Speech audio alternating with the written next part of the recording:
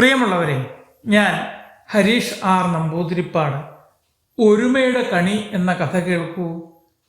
വിഷു അടുത്തെത്തിയപ്പോൾ കാട്ടിലെ എല്ലാ ജീവികളും സന്തോഷത്തിലായിരുന്നു. പക്ഷേ ജിഞ്ചിക്കാട്ടൊരുമ സങ്കടത്തിലായിരുന്നു. കാരണം വീട്ടിൽ കണി ഒരുക്കാൻ വേണ്ട ഒന്നുമില്ല. കൊന്നപ്പൂവില്ല, വെള്ളരിയില്ല, പഴങ്ങളില്ല, വിഷുക്കണിക്കുള്ള ഒന്നും അവിടെയില്ല. പാവം വല്ലാതെ ദുഃഖിച്ചു. ഇതുപോലെ ഒരു വിഷു എനിക്ക് ഉണ്ടായല്ലോ എന്ന് ചിന്തിച്ചു.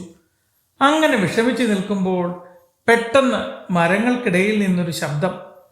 ജിങ്കുക്കുരങ്ങൻ ചിരിച്ചുകൊണ്ട് ചാടി വന്നു. അവന്റെ കയ്യിൽ മനോഹരമായ കൊന്ന പൂക്കുല.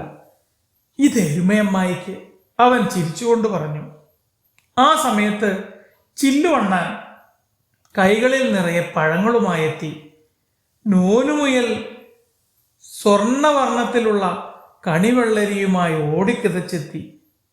കുറച്ചു കഴിഞ്ഞപ്പോൾ കാവതിക്കാക്കമ്മ തിളങ്ങുന്ന ഒരു കണ്ണാടിയുമായി വന്നു. കണി കാണുമ്പോൾ ഇത് വേണം എന്ന് അവൾ സ്നേഹത്തോടെ പറഞ്ഞു. ചിന്നനെലി ചെറിയൊരു തേങ്ങാമുറി കൊണ്ടുവന്നു. സീത അരയന്നം അലക്കി വെളുപ്പിച്ച കോടിമുണ്ടുമായി എത്തി. കുഞ്ഞുറുമ്പുകൾ കൂട്ടമായി ഉണക്കലരി കൊണ്ടുവന്നു. ശിങ്കാരിത്തത്ത പുന്നെല്ലും കൊത്തിക്കൊണ്ടെത്തി.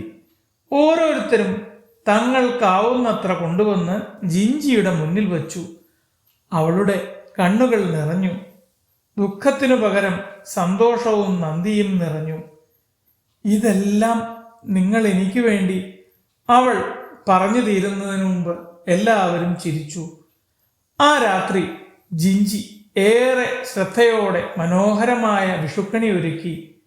കൊന്നയുടെ മഞ്ഞ, പഴങ്ങളുടെ നിറങ്ങൾ, വെള്ളരിയുടെ കണ്ണാടിയുടെ തിളക്കം എല്ലാം ചേർന്ന് അതൊരു സ്വപ്നം പോലെ. തൻ്റെ കഴുത്തിലുണ്ടായിരുന്ന സ്വർണ്ണ ലോക്കറ്റ് അവൾ നടുവിൽ വച്ചു.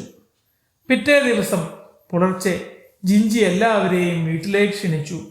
അവൾ സ്നേഹത്തോടെ പുത്തരി പാൽപ്പായസം ഉണ്ടാക്കി. സുഗന്ധം കാട്ടിലുടനീളം പരന്നു. എല്ലാവരും ഒരുമിച്ചിരുന്ന് പായസം കഴിച്ചു. വയറു നിറഞ്ഞപ്പോൾ അവർ സന്തോഷത്തോടെ പാടി. ചിരിയും സംഗീതവും നിറഞ്ഞ വിഷുപ്പുലരി. തന്നെ സഹായിച്ച എല്ലാവർക്കും മധുരമുള്ള പായസം നൽകാൻ കഴിഞ്ഞ സന്തോഷത്തോടെ അവൾ പറഞ്ഞു, വിഷു എന്നത് കണിയിലുള്ള വസ്തുക്കളല്ല, മനസ്സിലുള്ള സ്നേഹവും പങ്കിടലുമാണ്. അന്നു മുതൽ കാട്ടിലെ ഓരോ വിഷുവും എല്ലാവരും ഒരുമിച്ച് ആഘോഷിക്കുന്ന സന്തോഷത്തിൻ്റെ ദിനമായി മാറി.